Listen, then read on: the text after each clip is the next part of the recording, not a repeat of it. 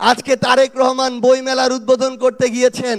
আমাদের ছাত্র দলের সভাপতি, দুঃসময়ের সহযোদ্ধা, তাদের ভাষ্যমতে আমাদের অভ্যুত্থানের একটা সেক্টরের তিনি কমান্ডার ছিলেন।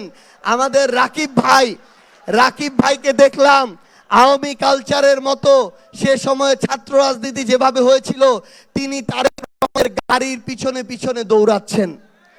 এটা আমাদেরকে কষ্ট দেয়। তার নেতৃত্বে বাংলাদেশের লক্ষ লক্ষ ছাত্ররা রয়েছে। তিনি যদি নেতার পিছনে এইভাবে দৌড়ান, এই কালচার তো আমরা আওয়ামী লীগের সময় এইভাবে দৌড়াতে দেখি নাই। তো আপনাদেরকে অনুরোধ করব, আপনারা ছাত্র রাজনীতির যে সংস্কৃতি, এই সংস্কৃতিতে বাংলাদেশের নতুন একটা স্ট্যান্ডার্ড তৈরি করবেন, যেটা দেখে আগামীর বাংলাদেশে ছাত্র রাজনীতির ভবিষ্যৎ তৈরি হবে।